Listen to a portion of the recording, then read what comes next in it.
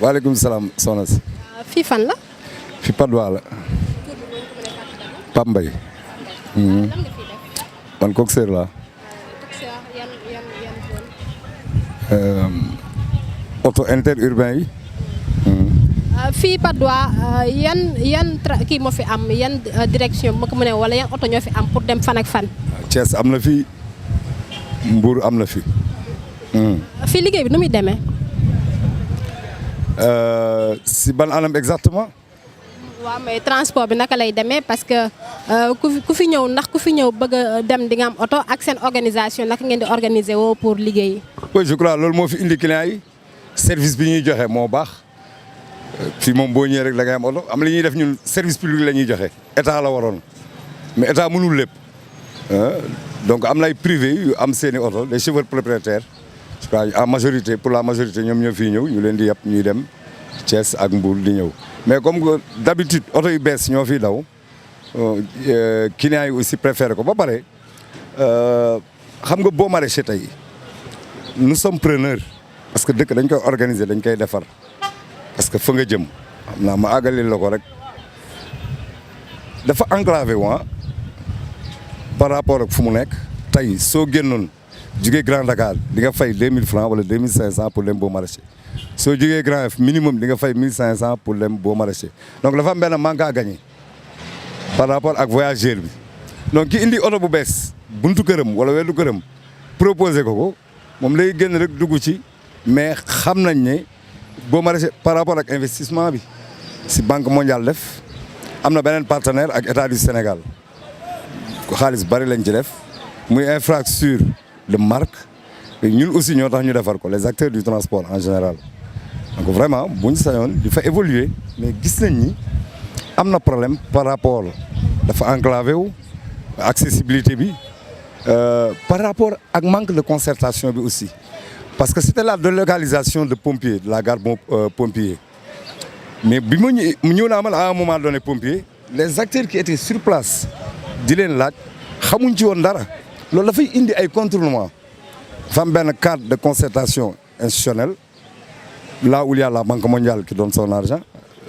l'État du Sénégal et le CETUD même si c'est un démembrement de l'État le conseil exécutif des transports urbains de Dakar qui est là et les transporteurs les plus influents au détriment des acteurs loolu nag dafay gën a indi ay kon mais bu fekkoon lu ñu ñëw c'est les acteurs durée pure boole ci usager bi muy koo xam ne à chaque fois ñu ngi koy bàyyi en rade te kenn mënul dem bàyyi ko kooku dañ ko war a impliqué boo ko boole woon tey ci paas bi rek waxaale day jeex lu solution la bu doon dindi waxaale ci oto mooy mu nekk fi au moment des prises de décision comme le chauffeur comme le petit coxeur qui est là parce que si vous allez chercher un ingénieur de transport aujourd'hui et que vous l'amenez ànd ak moom si axe bi nga ne ko voilà nga ñëw mun la sambal fii benn tableau sambal fii tableau sambal fii day indi contournement or bu fekkoon dafa ànd ak chauffeur bi ak dëkkandoo bi ki fi dëkk bu génnee moom miy taxaw pour jël oto def naa doon na gën a yombal doon na gën a indi fluidité ci transport bi ci diggante différents acteurs yi. yow da nga jàpp ne ci organisation transport bi niveau national boole wuñu leen ci au début plus précisément ci li nga xam ne mooy boo maraîcher. non xam nga tey secteur bi gën a ñàkk organisation ci sama gis-gis mooy transport bari na luñ ci mën a firndeel boo xoolee tey jàpp nañ ne solution yi accident yu bari yi jàpp nañ ni solution yi am na ci yoo xam ne si ñun la nekk waaye man maa ngi jàpp ne tey l'épine dorsale du transport à Dakar aujourd'hui devait être le train bleu le petit train bleu ça c'est un doon na dindi embouteillage complètement effectivement ak accident yi mais précisément pour gën a accès lu ñuy wax si accident yi sensibilisation la comme li ñuy def ci petit train bleu avec les populations sensibilisation la woon à sa juste valeur ñun ñooy xam yan heure la fii chauffeur yi nekk yu convenable pour ñu waxtaan ak ñoom ci ni ñuy waxee titulaire oto bi ak siirumaan bi yan heure ñoo favorable ak dañ leen war a fekk ci les lieux de transport comme on dit les gares routières loolu jàpp nañ ni ay solution définitive la sur les accidents et contrairement à ce qui se passe aujourd'hui boo jëlee tey ma jël exemple ci journée internationale de la sécurité routière nga ñëw indi sa autocollant et parmi nous 90% d'entre nous c'est des gens analphabètes donc c'est vraiment problématique c'est vrai que presse bi yow ma accusé la da ngeen ciy def ay jéego bëri na ay rajo sax yu am ay plage horaire di wax ci ay transport ak mais pour man waroon ngeen gën a yokkoo seen i jéego par rapport ak sensibilisation bi mu bañ a nekk sax ay émission interface toog si rajo bi di kii mais ngeen wàcc sur le terrain c'est vrai que comme ni ñu koy waxee kenn ku nekk am na si responsabilité mais je crois maintenant la plus grande part de responsabilité ça revient à l'État donc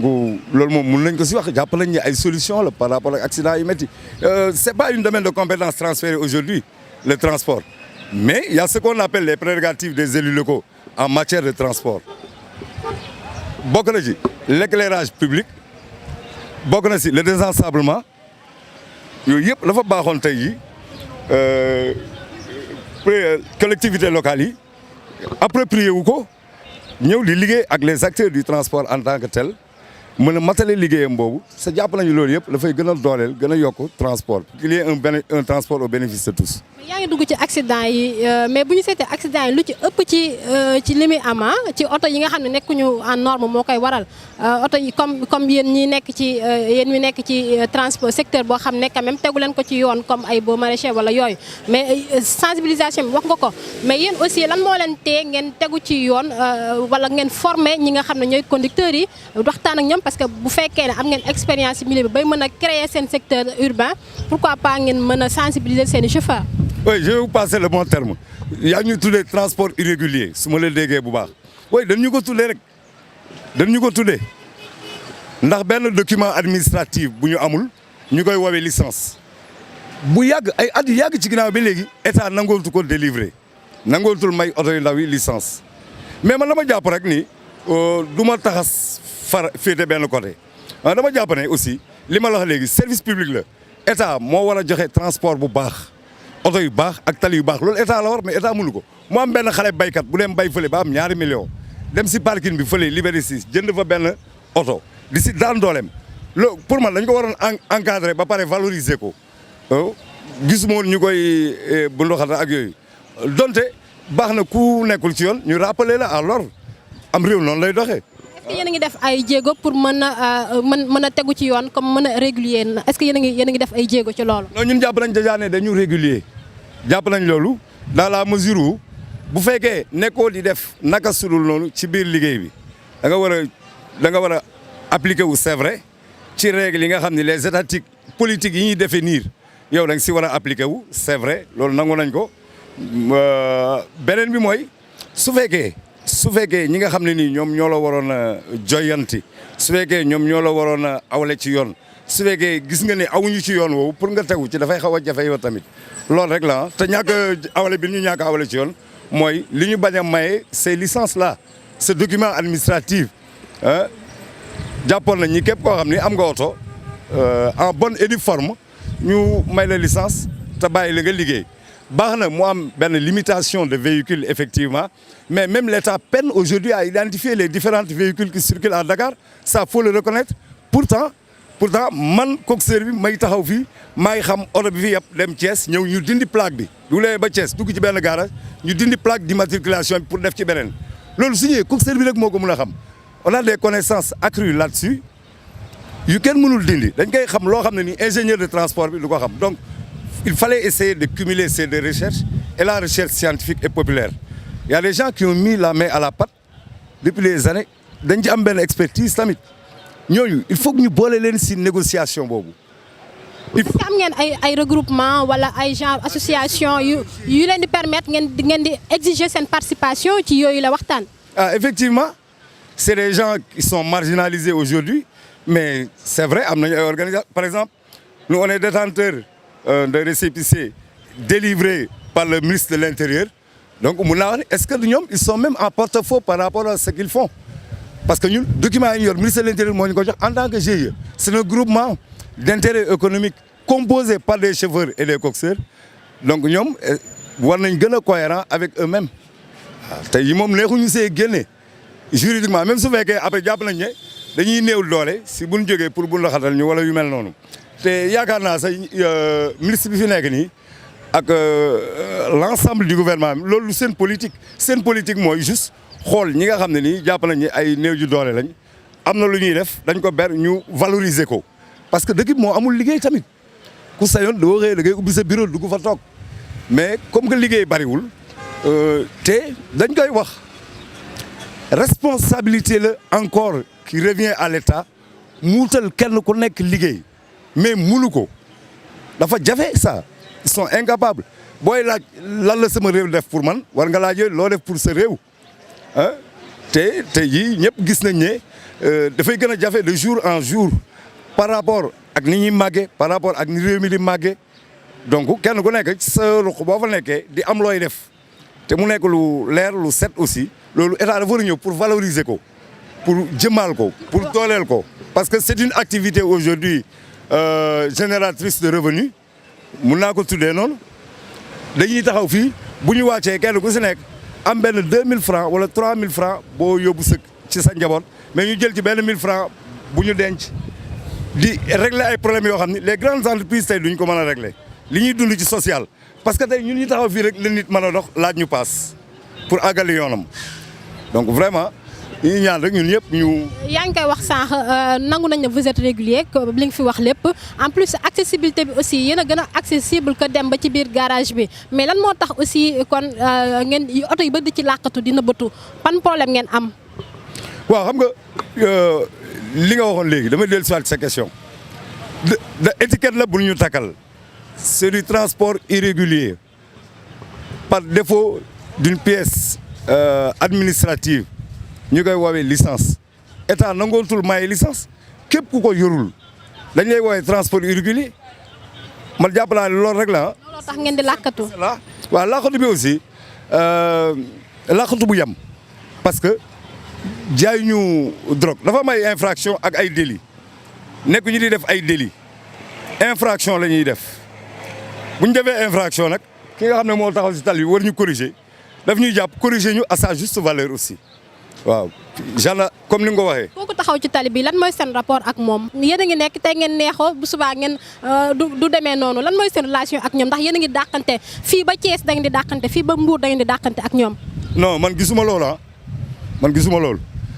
la gendarmerie et la police ils sont en train de faire un travail extraordinaire parce que ñoom tam ci réew mi lañ bokk da ngeen bëgg mu jàpp chauffeur bi rendi ko non non du ko rendi daf koy sanctionner à sa juste valeur infraction la def n'est pas un délit encore une fois dañuy fayloo ay tarifs ñu koy fay relation bu lañ am ak ñoom ay sénégalais lañ comme ñoom am nañ xol ay pères de famille lañ ah donc vraiment gisuma lu bari sax lu bari lu askan wi di wax dañ koy wax par curiosité su ma ko mënee waxee noonu wala di wax kumpa di wax lu leen wóorul. à ma connaissance man li ma si xam mooy police ak gendarmerie kër goo dugg am na un policier ou un gendarme mais dara gënul graaw gis naa ni sax li yokk problème mu transport lool ci la bokk ñi ñuy woowee suñu ay leaders su ma ko mënee tuddee ay leaders syndicaux c'est comme des dénonciations su ma ko mënee woowee noonu dañuy dem gis kuñ ci jox micro mu taxaw di wax alkaati yi ak gendarme di leen saaga. c'est irresponsable man nag gisuma ko ah su ma ko gisoon du ma taxaw si rajo yi di ko wax mais gisuma ko li ma gis ci gendarme yi fii ñi nekk fii au niveau de la Patte d'Oie ak policiers yi moo dañu am ak ñoom ay relations étroites. est-ce que nekkoo di raay tamit di raay ci kaw noonu rek. non ñoom du ma leen raay parce que tenue bi ñu sol maa leen ko solal c'est moi le Sénégalais qui a fait porter aux gendarmes sa tenue sama xaalis l'argent du contribuable lañ jëndee tenue gendarme bi pourquoi ma koy raay te li mu yor man maa ko solal. mais dañuy en fait. mu nekk ci di veiller à ma sécurité aussi képp ku sa bët xonq ci askan wi police nga jëm wala gendarmerie man soo ma tooñoon léegi police laa lay yóbbu mais su ma jógee bay wax si ñoom ma wax si ñoom lu dul noonu non ça moom vraiment. mais seen nekkin ak ñoom parfois ñu jàpp leen ngeen ñaxtu ne li ñu leen jàppee c'est pas juste est-ce que d'accord ngeen aussi boo ngeen defee infraction ñu jàpp leen même bu fekkee yéen a ngi ci transport boo xam ne tey yow nangu nga ne dafa régulier mais bu ñu leen jàppee aussi ñu daggloo leen benn ñaata lañ leen di fayloo sax. ñaata la ñuy fayloo non ça dépend ci infraction bi nga def xam nga dafa am lu tënk infraction yi. ñu koy woowee code ciment lépp loo xam ne nii def nga ko oto bi manqué ay bouchon sax infraction la am na lu mu war a fay chauffeur bi dawal te yorul permis dafa am lu war si moom oto bi daw amul carte grise oto bi daw amul visite technique donc ça dépend selon faute bi nga def ci lourdeur faute yi noonu lañ lay sanctionner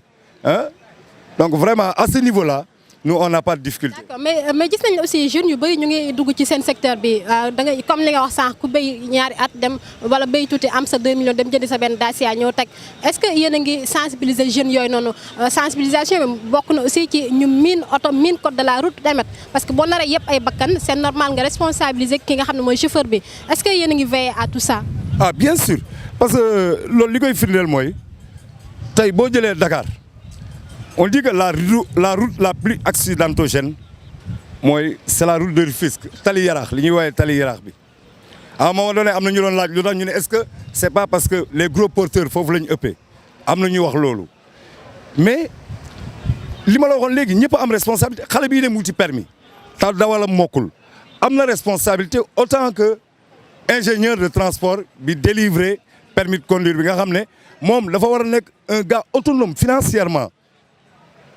Parce que tant que l'on il y aura des difficultés. Celui qui délivre les permis là, l'ingénieur de transport qui est là-bas, financièrement, il doit être quelqu'un d'autonome. Financièrement parlant. Maintenant, il a la responsabilité du demandeur aussi. Ça, on le reconnaît. C'est vrai que parmi mes pairs, quand je suis invité, quand je participe dans un séminaire qui parle de sécurité routière ou ainsi de suite, quand je reviens, c'est vrai. J'essaie de restituer dans la plus belle manière à mes pairs ce que j'ai retiré là-bas des formateurs. C'est juste ça, mais yaakaar naa ne loolu kenn mënu ko dindi à 90% la responsabilité des accidents revient aux chauffeurs. Ça c'est indéniable par rapport à leur comportement, ce qu'on appelle les comportements accidentogènes. Ça c'est indéniable, c'est vérifiable. Yàkkamti bi responsabilité ñëpp la transporteur bi dafa teg waa ji li mu mënul. Car rapide bi 15 000 lay versé waa ji xëy yor ordonnance 10 000 pour benn doomam war a jënd gasoil 10 000 loolu ñaata la 40 000 la mu war a fay apprenti bi war a wàcc midi fay siirumaan bi kii gontoo oto bi waa ji dañ ko teg loo xam ni munu ko donc loolu moo tax même li état defoon ni ci renouvellement bi waroon nañ gën a accélérer la cadence pour continuer à former les chauffeurs qui vont s'occuper de ces tatas. En même temps, essayer ou faciliter l'accès aux acteurs de cette négociation institutionnelle dont j'ai parlé par ailleurs. Su fekkee fexe nañ ba chauffeur bi mu am benn cadre bu ñu leen di sensibiliser par rapport à tout ce qui se passe. Aujourd'hui, il y a plus de 6 000 accidents ou 6 000 morts par an au Sénégal. C'est extrêmement beaucoup. Or, c'est un secteur aussi qui fait un chiffre d'affaires extraordinaire, à hauteur de plus de 50 milliards par an. Mais vous,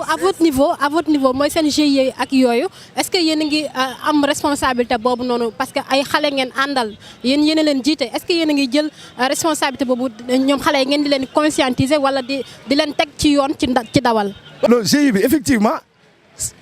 séminaire bu ñu dem participer fa wala waxtaan bu ñu mën a am dinañ toog attirer seen attention par rapport ak seen responsabilité. Tout le monde est responsable dans ce pays mais l'État a la plus grande part de responsabilité. Mais loolu mënul ñàkk def naa fi ay ateliers sur la professionnalisation du transport. C'était essayer de regrouper les différents regroupements de chauffeurs et de coxeurs en GIE d'abord, les sensibiliser par rapport même aux IST, les maladies sexuellement transmissibles, où le secteur du transport est le plus touché aujourd'hui. C'est le secteur qui est le plus touché. Ce qui va le démontrer, c'est par rapport à leur mobilité. chauffeur bi day jóge Dakar tey dem fanaani Kaolack suba mu ngi Tamba donc ñoom jàngoro bi gën a rëy ñu koy wax muy sida ñun la gën a laal jóguñu ci di ko liggéey mais dafa am loo xam ne nag état moo koy mën parce que tey jii moo la xel la amuñu ñun kenn ko ñuy accompagner dans ce domaine di nga ne man nan ngeen di def pour organiser sax genre atelier yooyu def nañ ko Petersen def nañ ko Pompier def nañ ko Colobane def nañ ko Grand Yoff dina am lu ñàkk léeg-léeg ñu gis benn ONG bu ñëw jàppale ñu si mais bëriwul te ñëpp xam nañ ONG aussi ni ñuy fonctionner. d'accord mais est-ce que tey képp ku am xaalisam dem jëndi Dacia ñëw bëgg a bokk ci yéen rek mën na bokk lan mooy condition yi. Et pourquoi ce type de véhicule là vous la ciblez Dacia pourquoi Dacia. gis nañ ne avec l'avènement des Dacia aussi ci la seen transport bi gën a doxee. waaw Dacia dafa am lu ko indi Sénégal maa ngi lay wax léegi ci par rapport au renouvellement du parc automobile yemul woon sax ci renouvellement parc automobile mais c'était toute une structuration du transport dañu waroon renouveler parc bi dañu waroon wax def li ñuy wax la privatisation des lieux de transport où l'expérience c'est en train de se passer au Petersen fexe ba chauffeurs yi ñu gën leen encadrer ñu am ay salaire ñu former leen tout ça au niveau du statut comme lu ma lay expliquer sànq yooyu yëpp gis nañ ni tey am na ay failles donc Dacia ci conditions yi la fa ñëwee dafa ñëwoon pour ñu renouveler le parc des taxis urbains ce qu'on appelle les taxis urbains contrairement aux taxis banlieue ce que vous appelez clando. est-ce que ku ñëw andi otoom bëgg a bokk ci yéen mën na bokk wala dafa am ay conditions. waa conditions yi ça dépend ci structure bi ngay dem nag. parce que fii ñun à notre niveau c'est vrai boo ñëwee am na ay conditions yu ñu lay wax am na ay critères yoo war a remplir d'abord yow chauffeur bi pour ñu boole la si dinañ xool sa comportement nga nekk discipliné d'abord ñu xool âge bi permis de conduire bi am kañ nga am permis parce que loolu daf si jouer aussi waroo jóg rek di charger ay nit ñi nu mu la neexee yóbbu leen pour tuur leen fële ci péage bi ñuy gaañu. ñu ngi leen ay nangami at nangami néew ñooy am wala nangami moor ñooy am si tali bi par at mais liñ dul répertorier est-ce que sax gënul bari ñaata nit ñoo ciy jugee laago bari ñoo ciy jëlee ay laago bari na handicapé bu lay romb day fekk ci oto la ko jëlee loolu nag vraiment c'est déplorable ci oto la nekk mais loolu lu ñuy métti lu la métti nañu ba si kanamu yàlla toi lépp loo xam ne moom mën nañ ko si muy état muy beneen organisation képp ku ñëw suñu waree bàyyi suñu gagne-pain pour ànd ak yow sur le terrain pour sensibiliser nit ñi pour taxaw defar ay garde-fous pour taxaw defar ay ralentisseurs démultiplier les ralentisseurs qui sont sur la route pour gars yi mën a dox ndànk aussi parce que lu ëpp dafay tout affaire. yéen a ngi veille aussi ci lucidité chauffeurs yi. ah bien sûr loolu moo war a jiitu d'abord fii ma taxaw di fi wax ak yow pas plus tard qu'avant-hier sama collègue yi fekke nañ ko am na benn chauffeur bu ñëw ma ne ko du ma la jox client dafa ñëw nekk en état d'ivresse man je prends pas cette responsabilité là parce que am naa si responsable si je fais bien mon job je dois être un agent de régulation man loolu laa fexe ba yombalal client bi mën a dugg si oto bi comme ni muy duggee pharmacie jënd garab mais client bi lu ñëw ma koy laal lu ma koy tilimal wala ma koy froissel wala mu jëlee fi xol bu tàng ça c'est pas bien client bi coxeur bi daf fi am njariñ daf fi war a nekk tampon la si diggante chauffeur bi sax ak apprentem dafa war a nekk si diggante chauffeur bi ak client bi fii bari na bëccëg bu nekk dinañ jot lu mat juróom fukki colis mooy yóbbante ñun niñ koy waxee lu mat juróom fukki yóbbante dina fi ñëw bépp bu jaar si ñun coxeur yi bu amee litige ëllëg boo ñëwee dinañ ñu la tel oto lañ ko joxoon ne serait-ce que pour ça baaxoon na pour ñu nekk fi mais ak nekkin bi ni nga fiy nekkee ak fiy nekk ak sa sérénité ak sa lucidité ak fexe identifier ni ngay dajel parce que damay wax ni dafa am ñaari métiers yoo xam ni kenn du ko mën muy transport ak commerce est-ce que yooyu rek la mais je me limite à ça di ngay yàpp ci oto bi boroomi yëre yoo xam ni su waxee nga xeeb ko nga gis boroomi sagar yoo xam ni ca yàlla la koo gis amal ci moom considération jàppee ko comme sa bopp ah bu la matee wayjur nga xool ko bëtu wayjur bu la matee mag nga xool ko bëtu mag je crois bu ñu defee loolu jàmm rek moom. ñu bàyyi la rek nga joxe sa dernier mot ci waxtaan bi bu fekkee ay recommandation la wala lu ngeen di ñaan pour ñu gën a yombalal leen seen liggéey gën a yomb fii. waaw loolu kay xanaa tàllal encore suñu loxo rek depuis au plus haut sommet de l'État à la personne du président Macky Sall nga xam ne ñu ngi rafetlu taxawaayam encore une fois si réew mi mais mu gën ñu bàyyi xel les acteurs du transport ministre bi aussi le ministre des transports et des infrastructures mu gën a woyofal loxoom xam ne ñun ay njabootam lañ du ñoo xam ne dañuy jóg par mauvaise foi di yàq wala di gaañ chauffeur boo ni woon sax tey boo génnee di nga def accident jour boobu du xëy comme ñoom ni ñu koy waxee wala ñun ni ñu koy waxee mais dafa doyul nag ñun nañ continuer aussi garder suñ sérénité di doom ndànk soo amee looy def nga bàyyi ba liggéey ba wàcc ko dem jël say ñollu boo mandee bay lafañ sa biir néeg wala sa kër kenn du la téye mais ci moment bi nga war a ñëw waxuma sax jàmbur yi yàlla yi nga yeb mais yow sa bakkan waroo ko fooye au nom de Dieu sa bakkan waroo koo fooye état dolli taxawaayam ci di sensibiliser nit ñi sama dernier mot mu nekk xanaa ci li nga wax continuer témoignage bi ci benn gendarme bu ma fekkee oto ray ko à hauteur du pont Colobane te escorte présidentielle la woon mais est-ce que chauffeur bi xam na lan mooy mujj ci escorte présidentielle bu motard jàllee gendarme ou police wala sapeur pompier ci la war a dem lan moo war a nekk suñu comportement ci tali bi bu ñu déggee sirène sapeur pompier bi nga xam ne dafa yor ku nekk ci ay urgence war ko évacuer donc loolu yëpp bëggoon naa sa mbokki chauffeur yi ñu gën ci bàyyi xel ñu xam ne daw ndànk mais dal ndànk moo ci topp mais daw bu baax tam dal bu baax rek moo ci topp te oto bët yi rëy na mais du gis que yow mi ko yor sam xel ah li nga yor diplôme technique la c'est pas délivré à n'importe qui du ku nekk mooy am permis de conduire c'est un diplôme technique bala nga koo jox nit ki sax ki ñëw di la laaj permis bala nga koy jox da nga war a xam pourquoi nga koy jox vous avez un diplôme technique il a son diplôme il est là en tenue en uniforme mais yow da nga ñàkkal sa bopp fayda bee man bëggatuma nekk chauffeur léegi te mooy ki war a ëpp valeur si adduna bi parce que le marabout là le grand marabout les grands érudits avant qu'il se déplace il faut qu'un chauffeur soit là le président de la République il ne peut pas se déplacer sans chauffeur on doit agir en toute responsabilité chauffeur un gars lucide assez majeur et vacciné bañ a dugg ci yenn jéey yi bañ a xaslu suñu bopp fonk suñu métier dem nañ ba kenn bëggatul sax nekk chauffeur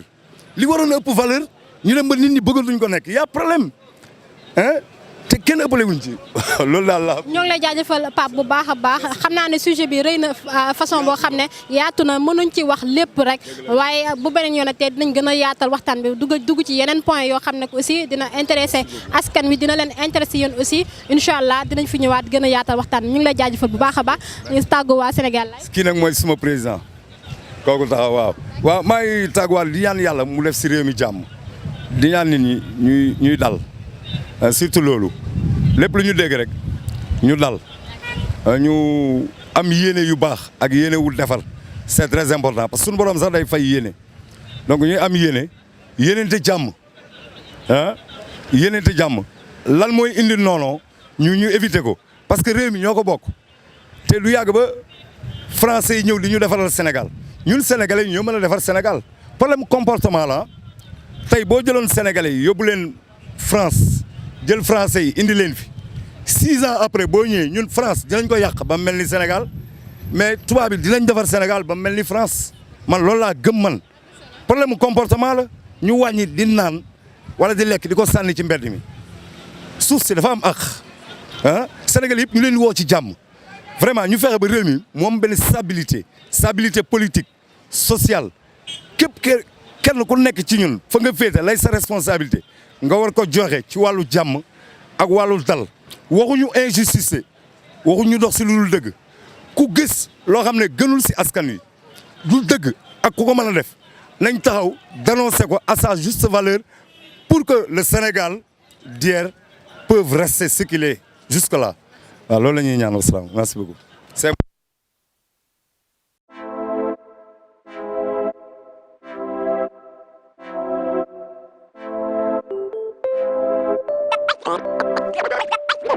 One.